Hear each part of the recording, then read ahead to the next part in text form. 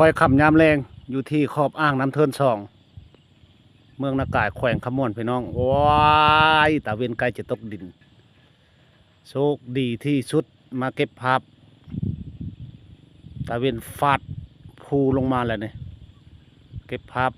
มาให้เพื่อนมิตรสหายเบิ่งอ๋อทุกสวยงามสวยงามสวยงามพี่น้องพี่ทางนี้ก็ขอบอ่างน้ำเทินเบิ่งโน้นนี่พ่อแม่พี่น้องเพื่อนมิตรสหายอยู่ทางใดเชิญมาเที่ยวสปป.ลาวเมืองนากายแขวงขมวนอ่างน้ำเทิน2เดือนสิงหาวันที่8แล้วมานี่ปอทิศทกน้ำกับพอดีขึ้นเต็มโดมาพี่น้องเที่ยวเมืองนากายนี่เชิญเด้อฤดูนี้เราสวยสดงดงามนี่ธรรมชาติก็มีแหล่งท่องเที่ยวก็หลายบ่อนอยู่ได้นากายได้มีถ้ำกองล้อกระแม่นนะห้างนาตาลนี่นากายนี่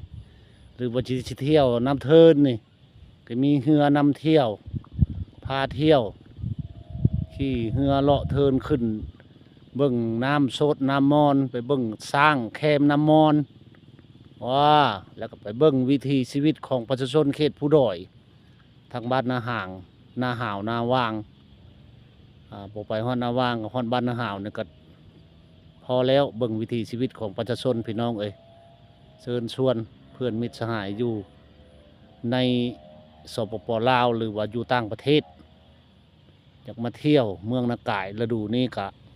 น้ำเทินเฮานี่ก็ขึ้นหลายแล้วเนี่ยมากินปลาเทินกินปลาแค่กินปลาเคิงปลานิ่นปลากดเอหลายชนิดป่าอยู่ได้พี่น้องเอ้ยเชิญชวนเด้อพี่น้องเด้อทางเขตต่างประเทศที่ว่าอยากเบิ่ง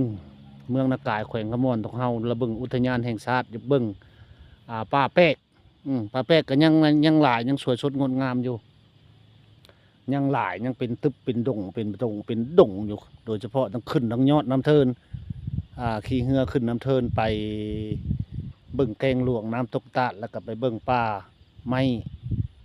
หิ่งซ้ำอยู่บ้านทงน้อยวังแหล่คุณขึ้นเทิงคุณพี่น้องเอ้ยแล้วก็ไปเบิ่งไม้หิ่งซ้ำอยู่ศพคำทางบ้านนาหาวน้ำสดโอ้ยพี่น้องเอ้ยชุบลุบอยู่ป่าไม้ยังหลายอยู่สปป.ลาวแต่เฮาเนี่ยมานี่ก็พอดีโชคดีได้ภาพนี้มาให้เพื่อนมิตรสหายเบิ่งโอ้งามในพี่น้องเอ้ย